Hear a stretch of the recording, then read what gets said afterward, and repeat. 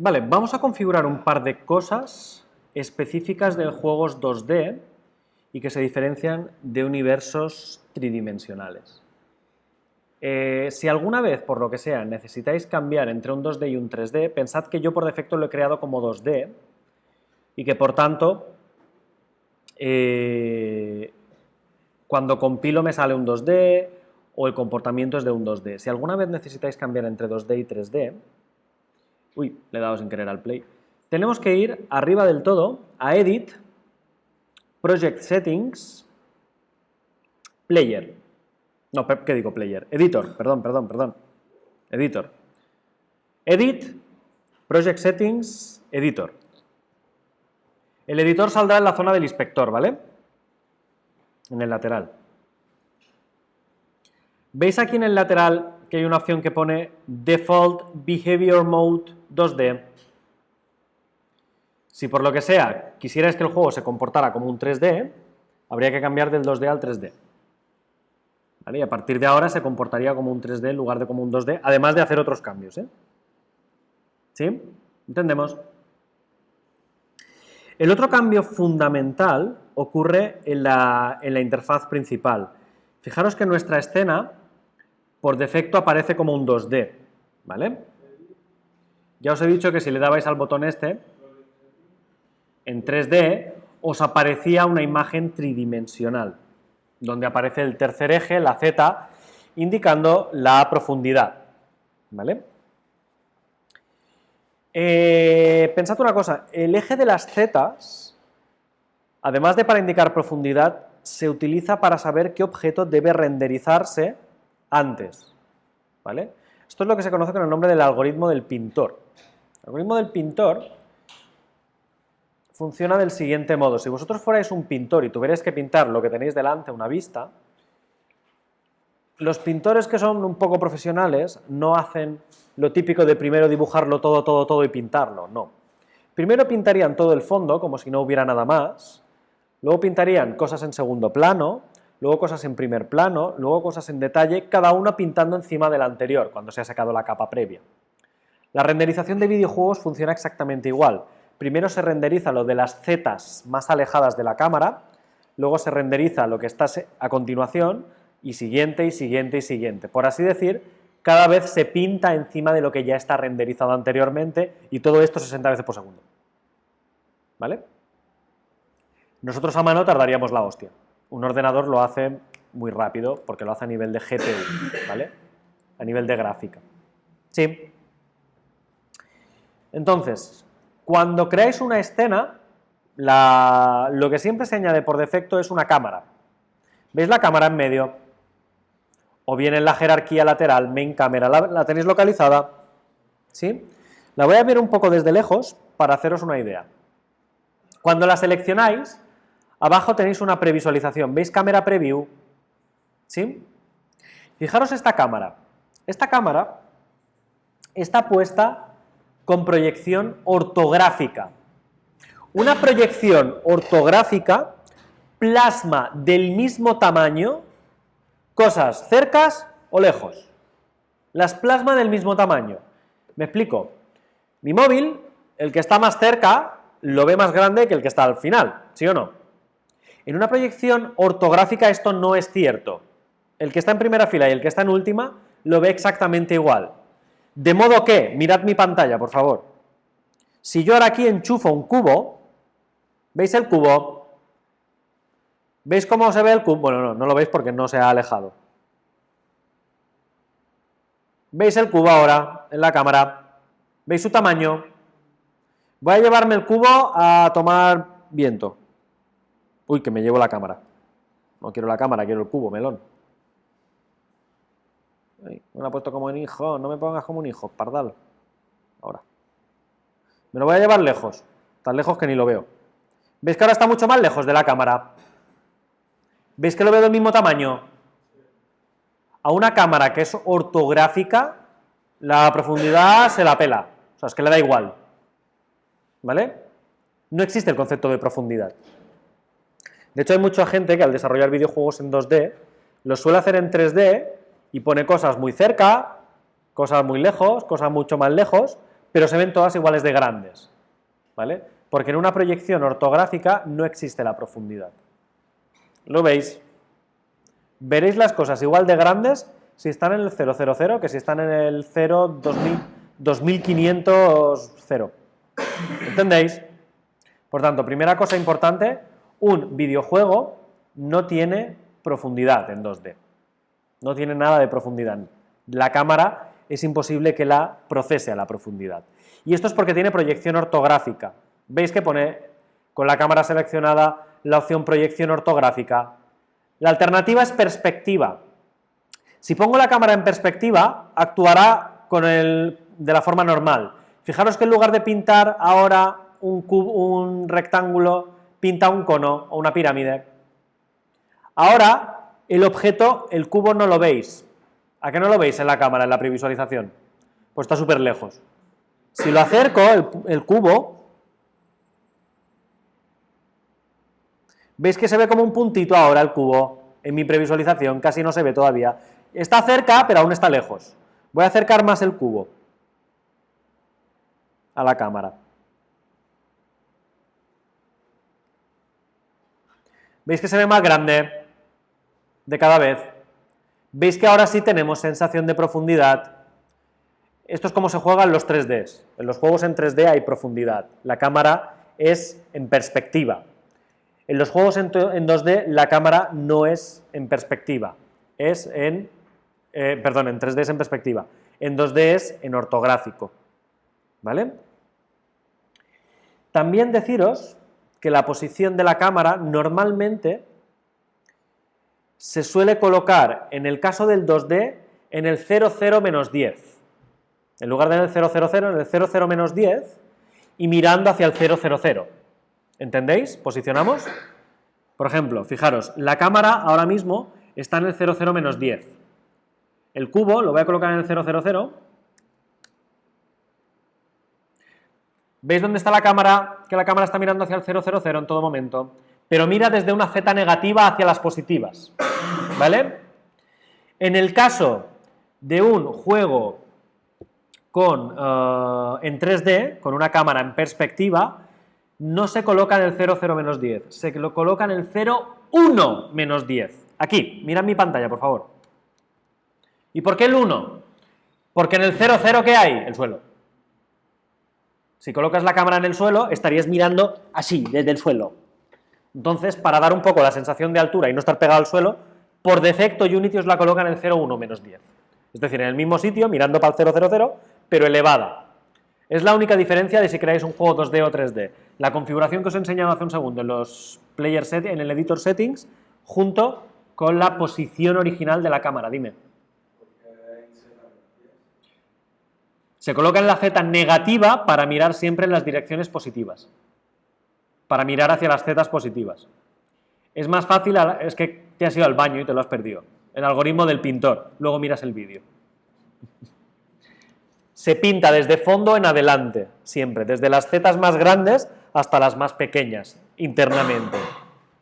Por eso tú la colocas la Z en las negativas para ver todo lo que está todavía más allá. ¿Vale? Lo otro, sí, bueno, la iluminación, ¿vale? La iluminación. Fijaros que por defecto la escena está muy gris, ¿verdad? ¿Ves que está muy gris la escena por defecto? Hay una de las ventanitas, que es la de iluminación, Lighting, y hay un Light Explorer y un Settings, ¿vale? En los ajustes de iluminación, que son estos que veis aquí, os los pondré aquí en el lateral, que es donde se suelen colocar normalmente. Aquí podéis definir diferentes tipos de iluminaciones. Por ejemplo, veis que aquí hay una opción que pone Skybox. La iluminación o el fondo en general, en un videojuego, se suele definir con una caja, ¿vale? Con una caja que se coloca alrededor de todo el entorno. Imaginaros, es como si vuestra escena viviera en un cubo enorme, enorme, enorme, enorme, enorme, enorme, ¿vale? Eso se llama una skybox, y de hecho una skybox siempre está compuesta de 6 caras, arriba, abajo, izquierda, derecha, delante, detrás, ¿vale? ¿Os hacéis a la idea? Imaginaros eso, que cogierais una caja, pintarais las 6 paredes de la caja yo qué sé, en el cielo pintarais un cielo oscuro con diferentes, ya lo diré, estrellas, y fuera continuo hacia las paredes y hacia abajo, y vivierais allí dentro, ¿vale? Y allí dentro se diseñará la escena. Esto es para todo lo que vive muy lejos, muy lejos, muy lejos, muy lejos, muy lejos de la escena principal. Se utiliza la técnica de skybox, ¿vale? Dime.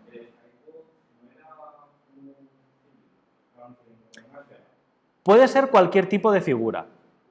Puede ser una esfera. Lo que pasa es que lo más fácil de utilizar siempre es una caja. O sea, un cubo es la figura más fácil y la de renderización sin mayor complicación. La esfera tiene un problema y es que el diseñador artístico no le basta dibujar una imagen, porque la imagen cuando la doblas, la esfera tiene un problema. ¿Vale? Exacto, se deforma. Mientras que las cajas, 6 imágenes que empalmen son más difíciles de dibujar. Pero sí, puede ser una esfera. Podría ser una esfera. Imaginaros que este cubo que he hecho aquí, yo lo hiciera terriblemente grande, grande, grande, grande, grande, grande, grande, grande, grande, grande, grande, y digo, ala, me meto a vivir dentro, a tomar por culo. Listo. Eso sería una skybox. ¿Vale? Pero sí, podría ser una esfera, podría ser un cilindro, sí, podría ser cualquier figura cerrada, ¿vale? Pero lo más normal es que uséis una caja. De ahí que se llame skybox, caja, caja de cielo, ¿sí?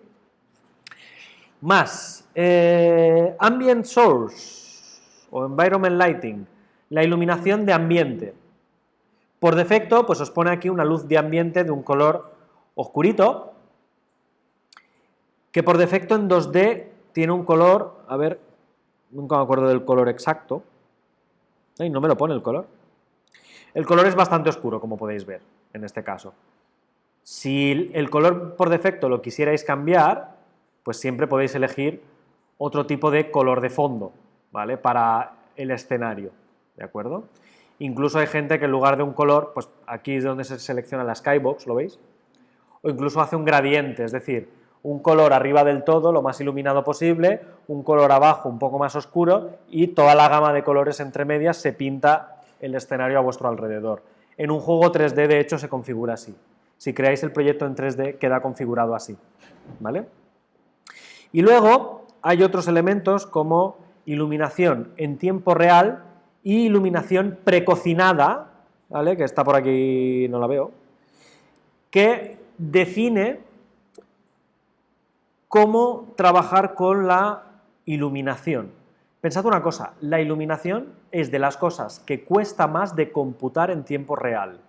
La iluminación parte de que un píxel o dos, una serie de píxeles en la escena, emiten rayos, esos rayos chocan contra todos los objetos de la escena, rebotan y dan iluminación a cosas que tengan cercanas. Por ejemplo, si pintáis una habitación blanca, blanca, blanca, blanca, blanca, blanca, la ilumináis con un foco y en medio hay un cubo de color rojo, las paredes tendrán un tono rojizo en la vida real, porque la luz rebota sobre el cubo y choca contra las paredes. Eso que en la vida real ocurre de forma natural, en el ordenador hay que programarlo, hay que simularlo. Unity lo hace por vosotros, ¿vale? Con técnicas que se llaman de trazado de rayos, de ray tracing, a expensas de que es muy costoso computacionalmente. Por tanto, cuidado con pasaros con las iluminaciones, decir, voy a poner 20 focos diferentes. Cuidado porque luego la GPU y la RAM se van a resentir. Hoy en día es raro que se resientan, pero pensad que cuando yo, por ejemplo, empecé a estudiar videojuegos en una asignatura que tuve en la universidad, estas cosas se hacían a mano, no existía Unity, entonces tú hacías, para hacer un cubo, hacías un cuadrado, hacías otro cuadrado, lo pegabas, los ibas pegando los cuadrados, les pegabas encima texturas y luego el trazado de rayos, le dabas a ejecutar, esperabas como medio minuto, un minuto, el ray tracing calculaba, cocinaba, se dice así, la iluminación y una vez que estaba cocinada te mostraba el resultado. Verlo en tiempo real, como lo estamos viendo nosotros cuando añadimos aquí luces, era infumable. Os hablo de 2008, ¿eh? Entonces fijaros que en 10 años ha evolucionado bastante. ¿Entendéis? Eso es lo que es la iluminación en tiempo real y mixta o cocinada, ¿vale? Todos estos parámetros se pueden ir configurando aquí, lo iremos viendo también más adelante, no os preocupéis por esto, ¿vale? Pero por lo menos así tenéis una idea básica de configurar el proyecto y saber un poquito cómo funciona la cámara. Devolved el proyecto, si no lo habéis hecho ya, a 2D, seleccionando la cámara y colocándola en ortográfica, creo que yo la tengo en perspectiva, exacto, en ortográfica. Ya que estoy, dos cositas más y acabo. El tamaño de la cámara indica la apertura, ¿veis que pone tamaño 5? Es como si tuviera 5 centímetros, metros, llámale lo que quieras, en horizontal, que es lo que estáis visualizando ahora. Tiene dos clipping planes. Los clipping planes, vosotros no visualizáis desde donde está la cámara exactamente, visualizáis un poquito más allá. De hecho, si hubiera un objeto entre esta zona de visualización y donde está la cámara, justo en este pequeño gap, en este pequeño agujerito, lo veríais raro, lo veríais como entrecortado, lo veríais como metidos dentro de ese objeto. Esto os pasa mucho en videojuegos, ¿no? De que os acercáis mucho a una pared y parece que el ojo os medio atraviesa una pared o cosas de este estilo. Pues esto es lo mismo. Los clipping planes os definen el corte más cercano, lo tenéis en near, a 0,3 de la cámara, es decir, muy pegado a la cámara, y el otro está a 1000, o sea, hasta a tomar por culo. Vais a visualizar muy lejos con esta cámara. Para simbolizar, por ejemplo, un ojo humano, utilizaríamos evidentemente no una ortográfica, usaríamos una perspectiva, y el far clipping plane, en lugar de colocarlo a 1000, que sería súper lejos, pues un ojo humano normalito, pues a lo mejor a 100, 200, a menos metros, ¿vale? No a visualizar hasta el infinito y más allá. Pensad que si la cámara tiene que visualizar, renderizar, pintar en pantalla hasta tomar por culo y más allá, también estáis chupando más memoria y más gráfico. Entonces, tenerlo hasta 1000 está muy bien, pero a veces es un poco demasiado. Y el papel que hace el tamaño en la cámara ortográfica, cuando pasáis a perspectiva, es el campo de visión. Cuanto mayor es el campo de visión, más ancho veis. ¿Veis que aquí tiene un campo de visión de 60? Es como si viera 60 grados a partir de la horizontal, así, 60 grados. A la izquierda y 60 a la derecha. Tengo todo este campo de visión. Un campo de visión muy estrecho da sensación de túnel, de visión de túnel. Y un campo de visión muy ancho, pues da la sensación contraria, de ojo de pez. ¿Sí? ¿Está claro? Sabréis configurar la cámara a partir de ahora. Más o menos. Fijaros, si cierro el campo de visión, veis que lo estoy cerrando, que me queda un cono mucho más cerrado. Y lo contrario, si lo abro, me queda un campo de visión terriblemente grande, hasta un máximo de 180 grados. ¿Sí? ¿De acuerdo? Pues bueno, lo dicho, hemos trabajado un poquito el tema de la cámara. La dejamos en ortográfica porque nuestro juego es bidimensional. Vuelvo a colocar la visualización en 2D, incluso quito la iluminación porque no me va a hacer falta. Y en principio lo tenemos todo listo para empezar a posicionar cosas, objetos, sprites en pantalla.